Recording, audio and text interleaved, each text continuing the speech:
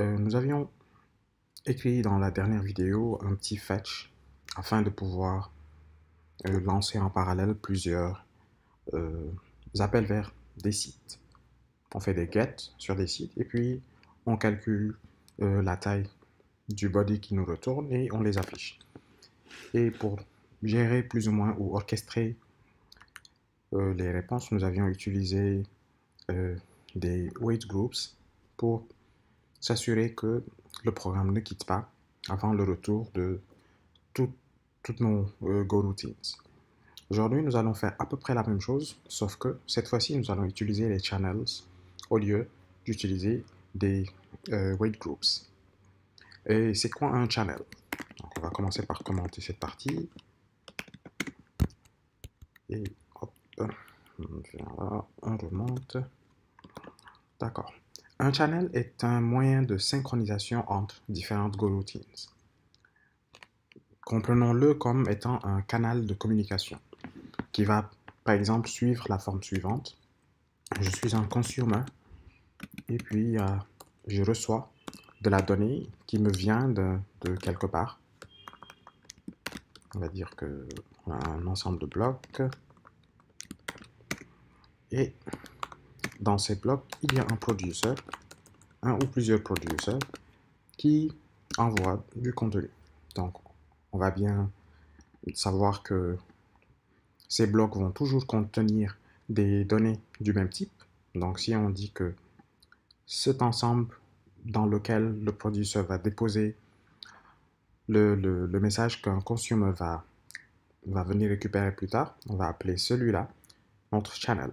Donc, pour définir un channel, on va dire par exemple, on va utiliser make, on va utiliser le mot-clé chan, et on va dire quel type de données on veut faire transiter via ce channel. On va dire que pour le moment, notre channel va permettre de consommer ou de faire transiter des strings. Donc, on va faire exactement comme on avait fait plus haut. On va avoir une fonction, on va dire par exemple fetch with channels cette fois-ci, et on va lui donner la liste de nos URL et on va lui donner le channel dans lequel on veut que les réponses nous soient envoyées. Et pour ne pas se perdre, j'ai splitté mon écran en deux et je vais écrire cette fonction. Non, on n'est pas en JavaScript. Fetch with channels qui reçoit des sites, c'est un tableau de string et un ch qui est un channel de string. Et puis, c'est tout. C'est tout ce que cette fonction fait pour le moment. Donc, on va commencer juste par parcourir nos, nos sites et on va voir comment on envoie de la donnée vers un channel. Donc, pour envoyer de la donnée vers un channel, on utilise cet opérateur binaire et on met la donnée que l'on va envoyer. Donc, pour le moment, on va juste dire que l'on va envoyer la liste de nos... Je reçois une liste et je la publie back. Donc, je vais commenter cette ligne. Pour le moment, j'en ai pas besoin. J'en aurai besoin dans pas longtemps. Donc, revenons ici et disons OK. Une fois que nous avons publié, que nous avons appelé cette fonction, on veut récupérer les infos qui nous viennent de cette fonction. On va faire un truc qui va vous paraître bizarre. Pour lire d'un channel, on avait dit que, OK, quand je veux publier vers un channel, j'utilise cet opérateur. Et quand je veux lire depuis cet opérateur, j'utilise celui-là. C'est à peu près, c'est le même opérateur, c'est juste où est-ce qu'on positionne le channel. Si on le positionne avant l'opérateur, c'est pour dire qu'on envoie vers le channel. Et si on l'envoie, on met le channel après, c'est pour dire qu'on lit depuis ce channel. On verra que c'est pas super compliqué. Et pour le moment, on va juste s'arrêter à là et dire d'accord.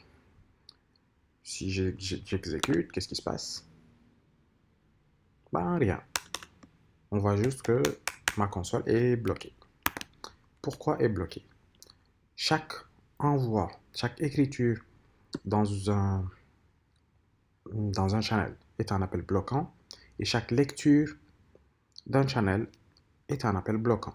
Donc, quand j'appelle cette fonction, vu que dans cette fonction, je fais un for et je fais des envois, il va bloquer un moment. Donc, je vais dire d'accord. Pour que cette fonction ne bloque pas, je vais la mettre dans une coroutine. Donc, l'appel va se faire dans un autre process. Et là, je reçois juste Wikipédia et hop, mon programme se termine. Donc, je sais que j'ai 4 sites, donc je vais écrire ça 4 fois. Et là, j'ai mes 4 sites. Ouais, c'est super. Ben, on sait que on ne peut pas toujours faire cela.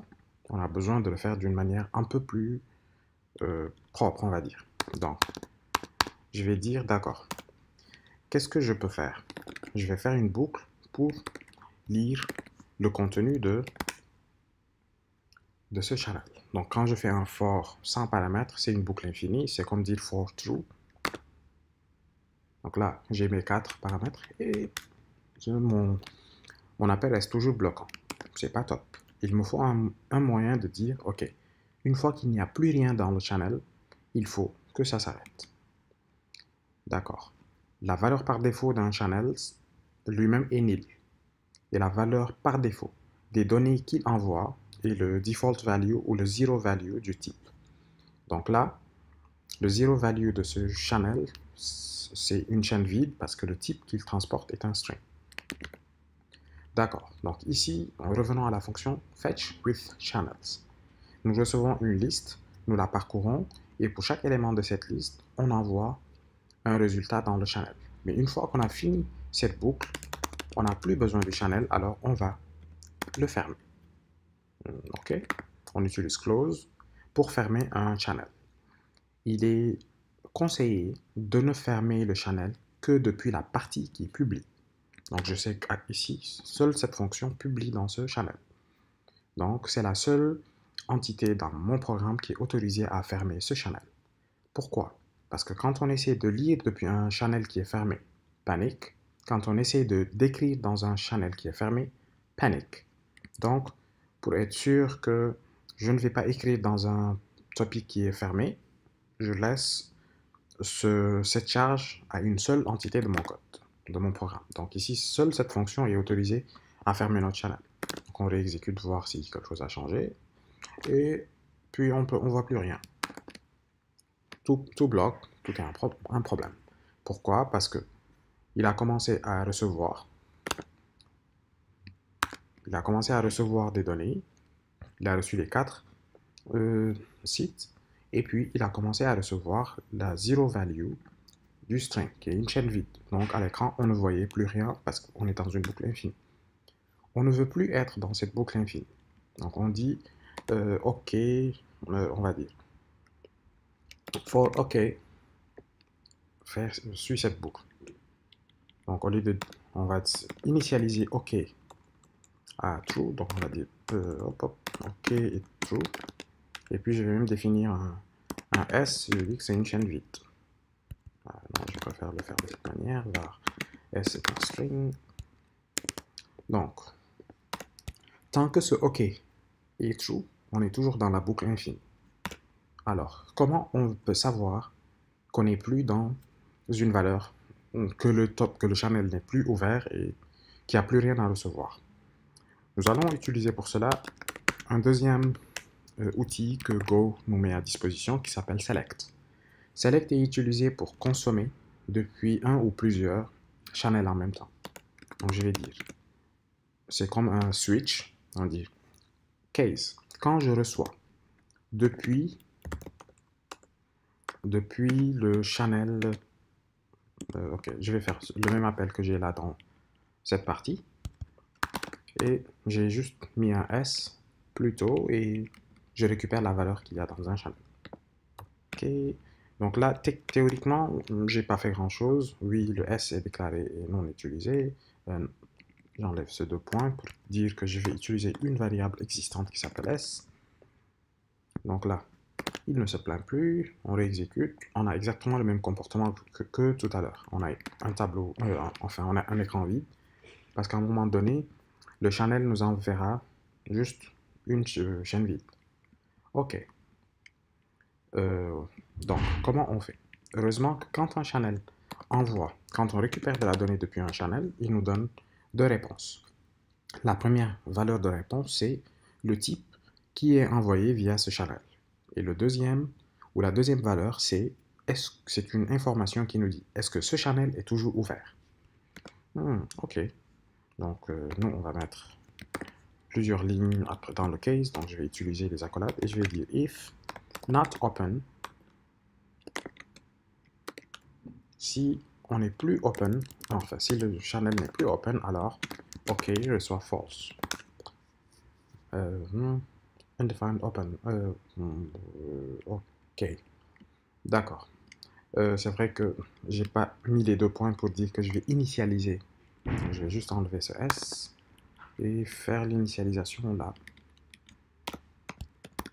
Parce que j'ai pas envie de définir trop de variables. Donc je dis, d'accord, je vais faire une boucle infinie.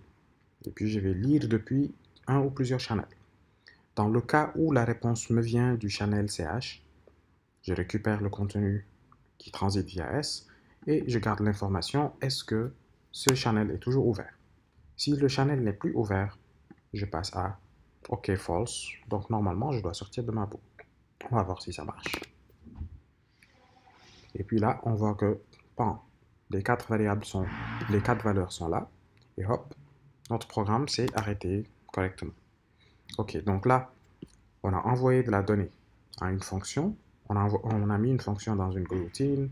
On lui a donné les paramètres ou le boulot à faire. Et puis le channel via lequel on veut qu'il nous envoie les données. Donc, ici, dans cette ligne, au lieu d'envoyer juste l'URL, on va faire un truc super cool. On va faire du don't repeat yourself. On va copier. Et hop, on vient ici. Oui, on est vraiment en train de faire du copier. Donc, je vais mettre ce résultat dans une variable res. Ok. Ok, ça devient un peu difficile à lire, donc je vais fermer l'un des splits. Donc là, tout ce que je fais, c'est reprendre exactement le même comportement que j'avais tout à l'heure, que j'avais dans l'autre fonction fetch. Et je le fais. Donc maintenant, voyons voir ce que ça donne. Donc j'ai exactement le même comportement que dans l'ancien programme, avec juste une fetch qui utilise les wait groups. Mais là, si on voit bien, je ne reçois pas les sites dans l'ordre. Genre le premier qui se termine vient. Parce que là, on voit que Wikipédia qui s'est affiché en premier, il a plus de 700 millisecondes, soit plus de temps que les autres. Pour éviter ce genre de choses, il y a différentes techniques, mais elles deviennent de plus en plus compliquées. On va dire, d'accord, tout le traitement qui est dans ce for, je vais le lancer lui aussi dans une goroutine, et c'est dans cette deuxième goroutine que je vais faire la publication dans le channel. Et puis je close mon channel, parce que je sais qu'à la fin de cette boucle, plus rien ne va utiliser, comment dire, que plus rien ne va publier dans mon channel. Donc là, je vais juste faire un printf, juste pour éviter les lignes de trop qu'il y a dans l'ancien aperçu. Ok, donc je vais décommenter le premier code qu'on avait. Et là, je vais lancer les deux en même temps. Ok, je vais juste mettre une ligne pour séparer les deux. On va dire. Ok, tant que tu peux tenir, tiens. Et hop. Ok, donc on voit que les deux vont finalement répondre. Si les deuxièmes appels passent plus vite, c'est seulement à cause du cache.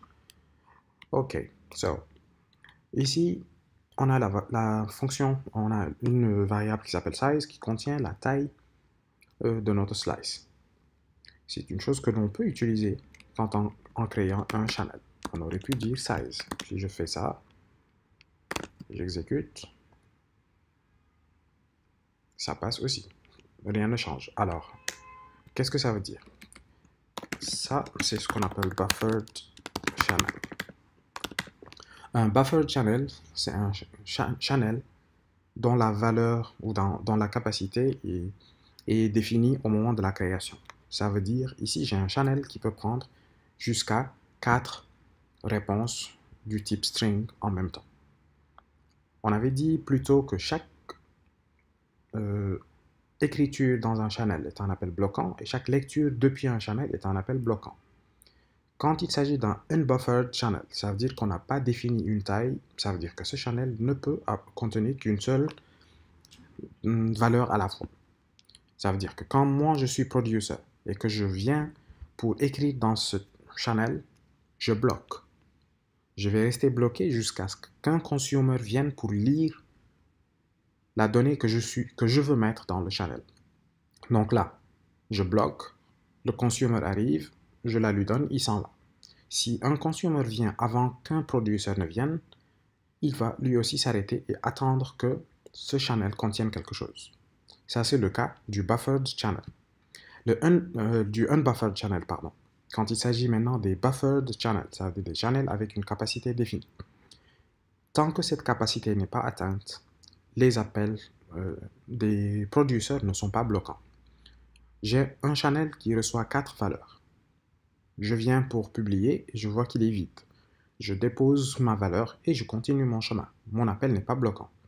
Quand un consumer va venir, il va récupérer cette valeur et il va s'en aller. Maintenant, si 4 goroutines viennent et déposent de la valeur dans ce channel et que entre-temps, aucun consumer n'est venu récupérer une, le 5e producer qui viendra pour produire du contenu dans ce channel, il va bloquer le temps qu'une place se libère. Donc, entre buffered et unbuffered, c'est plus ou moins quand est-ce que je bloque. Est-ce que je dis que je veux que ce soit 1 à 1 ou bien MAN? C'est à moi de voir en fonction de mon besoin. Le plus facile, souvent, c'est de dire, OK, j'ai juste un buffered channel, je sais que je vais déposer X valeur. Ben, tant que le X n'est pas super grand, ce n'est pas méchant parce que les channels, les goroutines, enfin surtout les goroutines qui vont être lancées en grand nombre, ne sont pas très coûteuses en termes de traitement et de mémoire parce que le compilateur gère super bien cette chose. Et on va continuer aussi sur cette partie, donc pour ceux qui n'ont pas encore compris comment fonctionnent complètement les goroutines, comment elles font pour être schedulées plus bas et ainsi de suite, on va en parler jusqu'à voir comment le scheduler fait pour organiser les goroutines, comment dispatcher le boulot. Donc, pour les buffered channels et les unbuffered, ma contenance par défaut, c'est 1. Quand un producer vient publier, il attend qu'un consumer vienne récupérer. Quand un consumer vient et que le buffer est vide, enfin, il va attendre qu'un producer vienne. Ça, c'est le unbuffered, la capacité, c'est 1. Buffered, on va espérer que la capacité est supérieure à 1, sinon ça n'a pas de sens. Ce sera un unbuffered si on met la taille à 1. Maintenant, si on met une taille supérieure à 1, tant que le channel n'est pas plein, les producers ne sont pas bloqués. Mais dès qu'il est plein, les producers sont bloqués. Et de l'autre côté, tant qu'un buffer channel n'est pas vide, les consommateurs ne sont pas bloqués. Il y a 3 valeurs, je viens, je prends une, je m'en vais, il reste 2, un autre consumer vient, il prend une, il s'en va, un troisième vient, il prend la dernière valeur. Et si jamais un consumer vient entre-temps, il bloque, parce qu'il n'y a rien à consommer. Mais si un producteur vient et qu'il y a de l'espace, il consomme et il s'en va. J'espère que c'était assez clair. Et si vous avez des questions, n'hésitez pas à les poser, que ce soit en commentaire ou en inbox. Et pour ceux qui demanderaient un conseil, qu'est-ce que j'utilise, les wait groups ou bien les channels, je dirais, tant que vous n'avez pas d'orchestration à faire entre plusieurs goroutines, ça veut dire, il y a une goroutine qui me donne une valeur et une deuxième goroutine qui me donne un complément à cette valeur. Par exemple, je veux constituer un objet user avec ses posts et ses commentaires. J'envoie 3 goroutines, une qui va fetch le user, une qui fetch ses posts et une autre qui fetch ses commentaires pour lancer le travail en parallèle. Utilisez les wait groups. C'est super facile, c'est très facile à comprendre au début. Donc commençons par les wait groups. Et quand on a un besoin beaucoup plus spécifique, on peut aller vers les channels. Donc, il y a une dernière chose que je voulais afficher, que je voulais montrer. Hop. On vient et on fait panique. Oui. Ouais, ça me plaît, je fais un panique.